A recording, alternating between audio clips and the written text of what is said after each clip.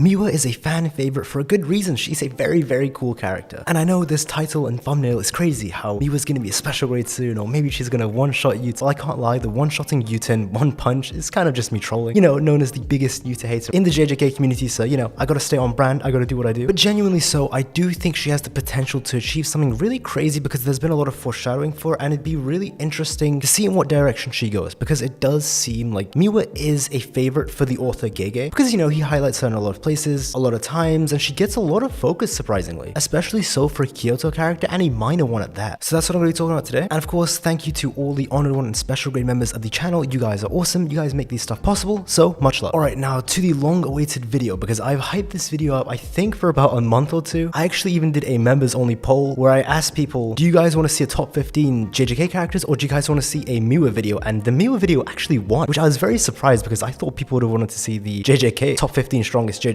ones, which hey, that'll come out in the future though, or another day or something. But Miwa's a pretty interesting character, and I guess it's not too surprising in hindsight because she's pretty cool, because she has very funny expressions, she's also very charming, and the thing is, she's also just a likable person, you know? Because in this vast world of crazy JJK characters who have absolutely insane personalities, to be quite frank, and where no one is right in the head, though of course it does make sense because the JJK world is a place where if you're a normal person, you aren't going to make it very far in the JJK world. As we have seen of characters like Haibara, the normal standard people are just going to die very early on. The people who make it further are the people who, you know, kind of have a screw loose or there's something wrong with them. So characters like Nobara, Yuji, Megumi, the reason they're so powerful, of course, like I've said in many videos, especially in my Naoya video, your mindset is insanely important. It is just as important as your physical stuff, abilities and natural talent. If your mindset is garbage, weak, or it's just a bad one, you aren't going to make it very far in the JJK world. And even if you are someone who's strong, you're just limiting yourself. And of course, for the normal people, you're just going to die very soon. I mean, hell, we literally saw this with Keto. My guy actually was a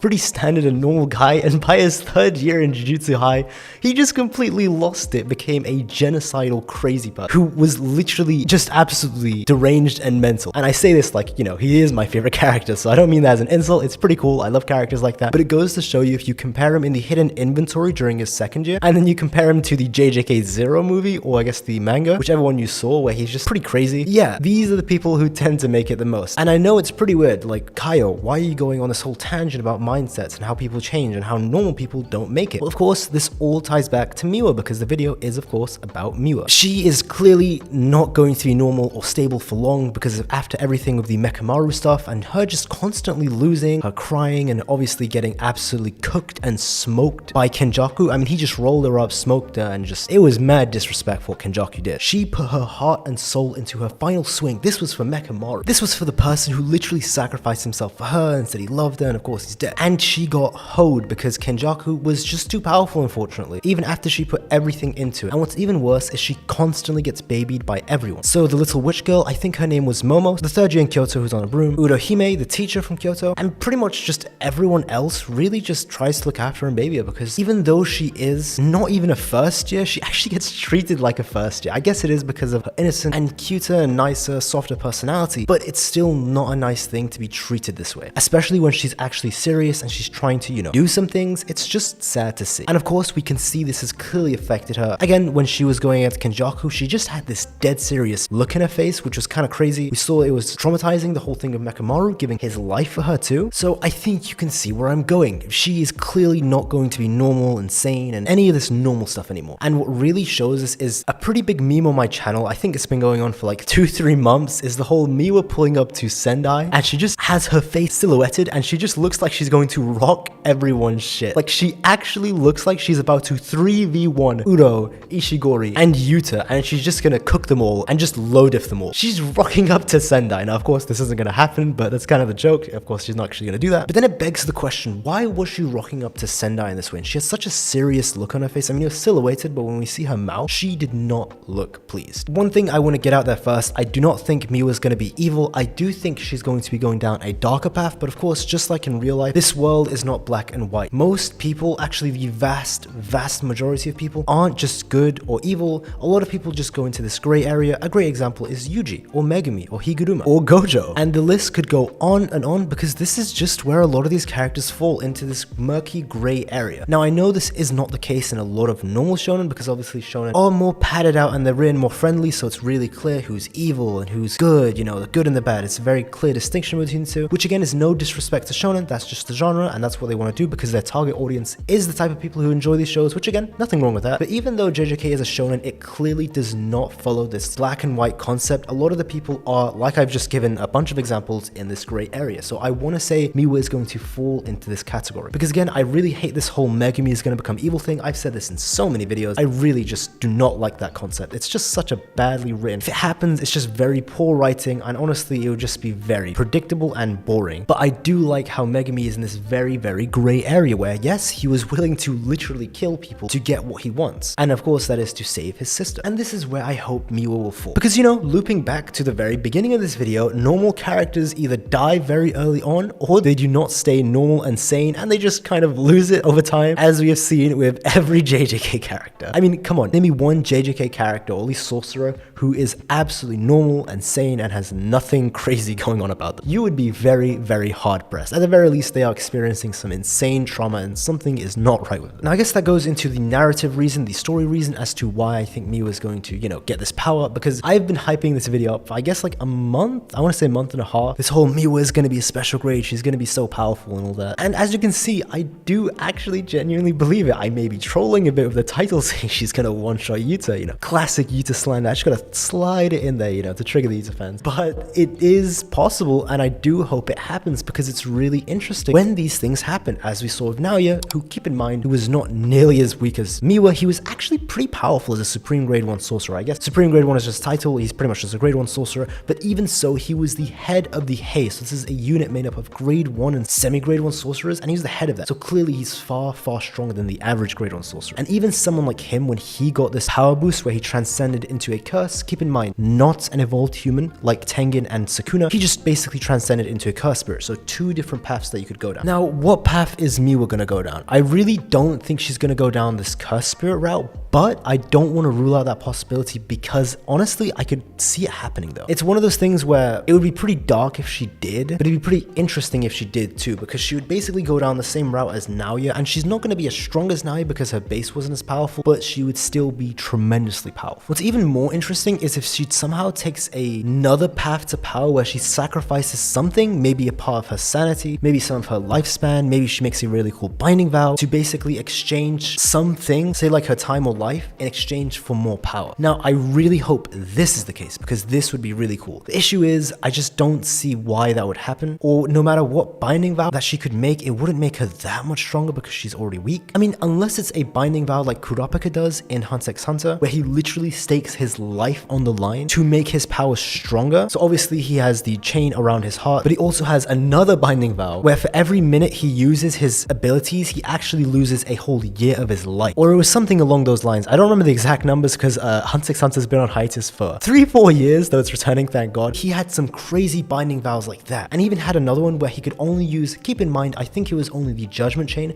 so only one of his changed, only on certain people, called the Phantom Troop. But you can see that this man literally staked his life, his lifespan, and also who he can use certain abilities on to drastically boost his abilities in exchange for it just being a massive shortcut in power. Now, this is what I think Miwa could possibly do. I mean, she would need to make a massive sacrifice, like maybe sacrifice a large portion of her life or something, which I've already spoken about, so I'm not going to rehash on that. But I do think that it's possible that maybe there would be another character who could offer her something where they could make the trade. For example, where if she sacrifices or gives something, in exchange she would get a lot of power. I know this part is actually very headcanon-y. I will admit this has very little evidence, actually pretty much no evidence for it. But the thing is, I don't want to rule the possibility out. I just have a slight gut feeling that maybe this is the way it's going to go because GEGE is pretty unpredictable. He adds these random characters who have unique abilities. So maybe someone's going to come in with a very tempting offer, and hey, maybe she'll become evil or twisted because of this offer. Again, I hope that doesn't happen. That would be pretty boring. But if it's a genuine thing where she just has to sacrifice something and she gets more power, let's say, I don't know, there's some sort of devil curse spirit, or I don't know, the actual devil himself basically offers that. That would be pretty dope. I can't even lie. But again, what's more likely, I guess, would be the binding vow way of her gaining power, because obviously that just makes the most sense. We've seen it be done a ton of times, and it's something that has just a lot of evidence for it, and it's something she would probably do. I'm not gonna lie, because remember everything I said in the beginning, she is just being treated like absolute fodder, and that's because, you know,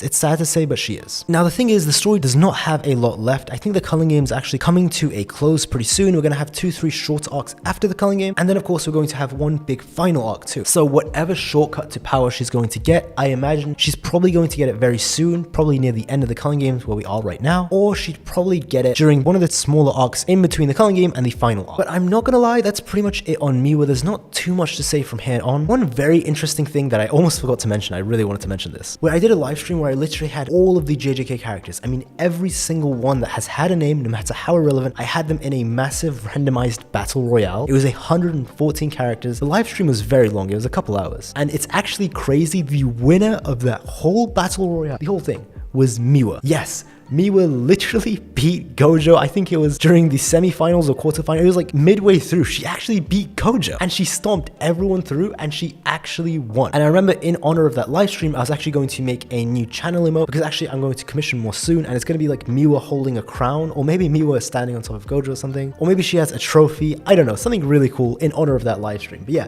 just something I wanted to throw in there because it's really cool. I was really shocked that Miwa won. I was kind of pushing it, you know, I was pushing that Miwa agenda. So, but I still didn't think people would actually vote for her. So everyone who's in the live stream, you guys absolute legends, you guys know who you are, and I know who you guys are too. And actually on that note, sorry I have not been live streaming too much. Obviously moving into the new flat, it's been a lot of change. And it's a bit harder to stream in my new flat. I'm going to try and stream more often. Again, this is no promises, especially on the streaming part. I'm just going to try do it when I can. So maybe like 2 times a week, maybe sometimes once a week. If I can and I have the time, I will definitely do it. But you know, life has just been pretty crazy and busy. But yeah, that's pretty much the video. Again, sorry for the tiny update at the end. I just wanted to add that in because yeah, some people are curious why I'm not live streaming that much anymore. Like it's been 2 or 3 live streams the past month. I just wanted to clarify that. But if you did enjoy the video, please do be sure to subscribe. I have a ton of JJK content just like this on the channel. So theories, what ifs, discussions, power scaling versus battles, just a whole bunch of things. So yeah, if you like JJK, do consider subscribing. And of course, thank you to all the members of the channel. You guys are all awesome. Normally I don't name the channel members, but this time I will, because you know, you guys have resubscribed. You guys are really cool. So special grade members, we got Trey, by the way. Supreme grade 1 sorcerers, we have I Hope Space is Edible. And grade 1 sorcerers, we have Trigger, Soy Lugo, Corey G, Lexi Tit, and Camden Moore. Much love, guys. Really appreciate it. And yeah, that's pretty much the video. Oh, one quick thing I forgot to mention. I guess only people who have made it this far will know. The reason my videos are kind of echoing in the background is because now that I've moved to my new flat, of course, I'm not actually recording in my flat because I don't want to bother everyone in the flat. I actually book rooms in my university and I just record there. Though of course, the issue is these rooms are pretty big and there's a large echo because of that. So yeah, if you hear an echo, that's why. And the only people who know that are the people who made it this far. You're an absolute legend. But yeah,